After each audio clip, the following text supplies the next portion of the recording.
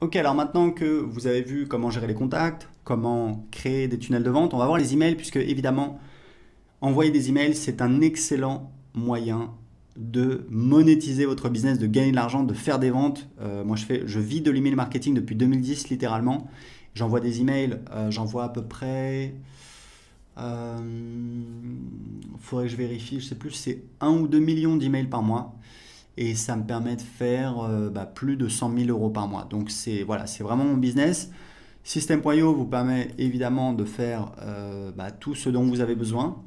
La première utilisation, c'est donc de créer une newsletter. Une newsletter, c'est quoi? C'est un email qu'on va envoyer manuellement à sa liste. On va faire un envoi manuel ou alors on peut le planifier, mais grosso modo, c'est quelque chose qui va arriver une fois. Donc on pourra toujours dupliquer sa campagne, enfin dupliquer sa newsletter, la réenvoyer 6 mois plus tard, un an plus tard. Nous, c'est ce qu'on fait puisqu'on fait tourner un petit peu nos offres, nos campagnes. Mais en attendant, ça vous permet d'envoyer un email très rapidement. Donc voilà, on va mettre.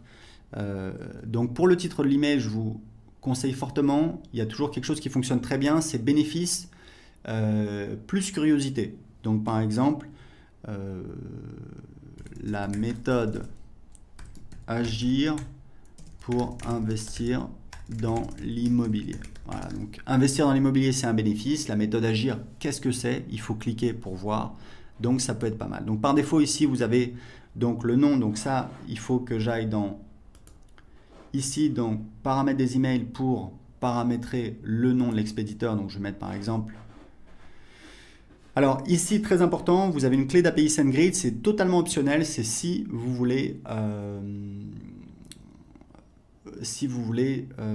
utiliser, donc c'est écrit ici, voilà, vous pouvez voir comment générer une clé d'API SendGrid en cliquant ici. Donc ça, c'est totalement optionnel puisque vous pouvez très bien vous en passer. Donc ici, ça va être l'adresse électronique utilisée par défaut, nom de l'expéditeur des emails, donc moi je vais mettre Aurélien Amaker, le pied de page par défaut, voilà, je vais laisser comme ça. Je vais enregistrer. Voilà. Alors, ici, très important, vous ne pouvez pas utiliser une adresse Gmail car Gmail, en fait, si vous envoyez des emails avec Gmail, très rapidement, vos emails vont tomber dans les spams. Les gens qui sont sur Gmail vont voir un gros avertissement. Pourquoi? Parce que Gmail considère que il ne peut pas vérifier que l'email a bien été envoyé par vous, puisque ça pourrait être un spammer qui utilise votre adresse Gmail pour envoyer des emails. Et comme les emails de votre newsletter ont été envoyés par nos serveurs, et pas par les serveurs de Gmail, donc Gmail ne peut pas s'assurer. Donc on a récemment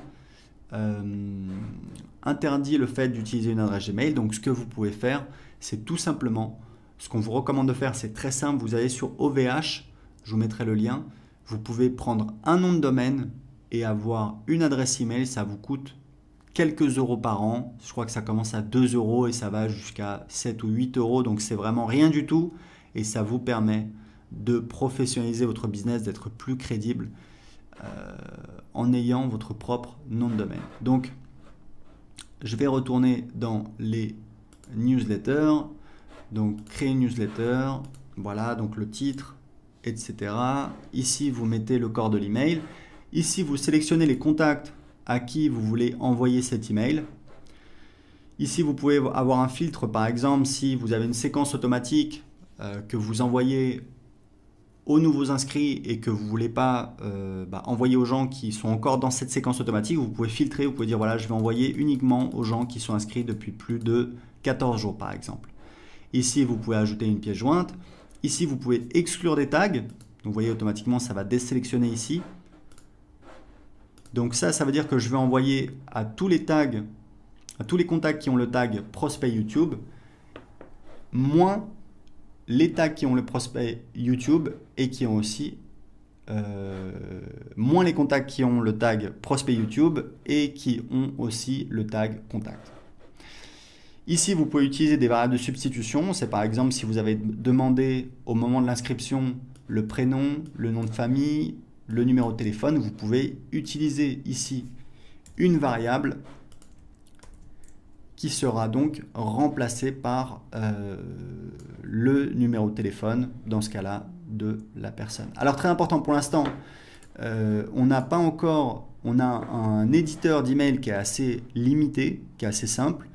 Très important, plusieurs choses à dire là-dessus. Premièrement, on va bientôt ajouter un éditeur, ce sera peut-être le cas si vous voyez cette vidéo dans le futur, un éditeur plus avancé, avec plus de possibilités pour faire des emails plus graphiques. Mais deux choses importantes à savoir, c'est que premièrement, toutes les études montrent que les emails simples convertissent mieux. Pourquoi? Parce que ça a moins l'air commercial, on a l'impression que c'est plutôt un copain qui nous écrit. Et deuxième chose, n'oubliez pas que moi je vis de l'email marketing depuis 2010.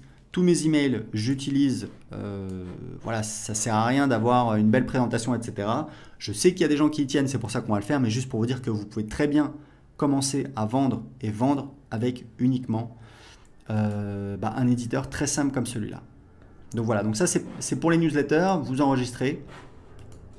Ici on va mettre le titre.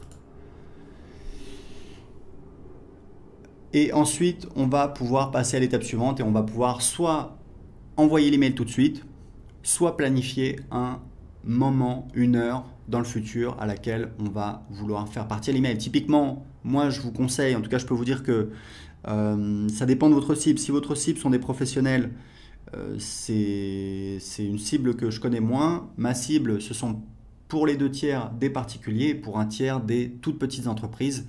Et je sais que ce qui fonctionne très très bien pour envoyer des emails, c'est les meilleurs jours, c'est donc mardi, mercredi, jeudi. Idéalement, j'envoie les emails tôt le matin, c'est-à-dire vers 7h30, 8h. Les emails et le dimanche soir, c'est très très bien aussi. Les moments les moins bons pour envoyer des emails, c'est donc le lundi. Le lundi matin, les gens retournent au boulot, ils sont motivés, ils ont des réunions, ils ont des tâches qui les attendent, donc ils sont moins disponibles. Le samedi, alors le vendredi soir évidemment tout le monde sort, le samedi les gens ils font les courses, ils sortent, ils voient des amis, etc. Donc ils sont moins devant leur ordinateur. Le dimanche matin je pense que c'est pas mal et le dimanche soir c'est vraiment très très bien pour envoyer des emails. Donc voilà, donc moi c'est surtout mardi, mercredi, jeudi et dimanche. Ok? Donc ça c'est des petits conseils pour envoyer des emails, des petits conseils très simples. Ici vous avez donc les campagnes et pour créer une campagne vous allez voir ça va être par exemple... voilà, si vous voulez que quelqu'un qui s'inscrive à votre blog reçoive automatiquement des conseils, vous avez promis voilà 7 conseils pour ta. Alors ici la description c'est pas très important, on l'utilise plus, vous pouvez mettre ce que vous voulez.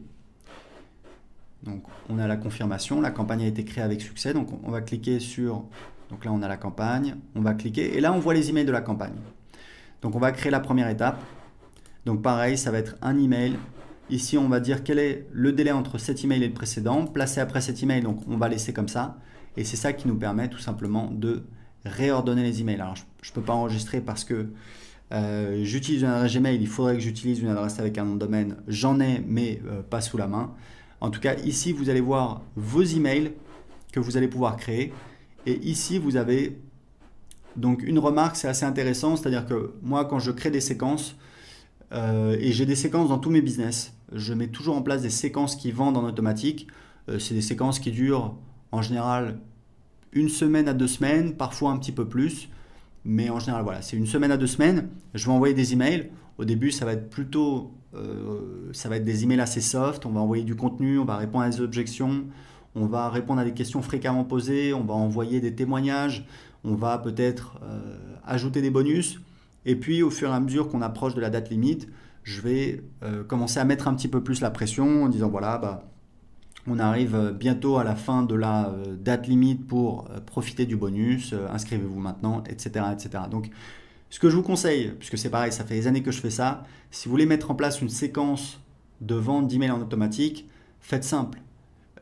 Prenez-vous voilà, 2 heures, faites 3 emails, hop, vous avez 3 emails qui tournent, plus besoin de vous en préoccuper. Vous pouvez faire 5 emails, 7 emails, 10 emails, c'est pas très important. Ce qui est important, c'est vraiment de ne pas essayer de faire parfait, d'avoir quelque chose qui est présent, d'avoir une petite séquence qui tourne et qui va travailler pour vous, puisque vous allez voir que vous allez voir le nombre de contacts à cette étape, vous allez voir le nombre de contacts qui sont en train d'avancer comme ça.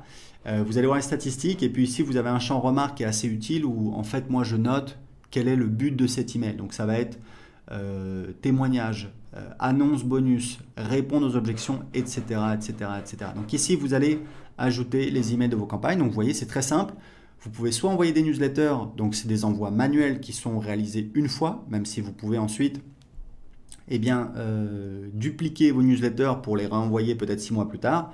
Vous avez également accès à des statistiques détaillées sur quelles sont les personnes qui ont ouvert l'email, quelles sont les personnes qui ont cliqué sur l'email, quelles sont les personnes qui ont cliqué sur spam. C'est très important parce que ces personnes-là, il va falloir, ce que je vous conseille, c'est de supprimer ces personnes-là, parce que c'est des personnes qui apparemment ne veulent pas recevoir vos emails.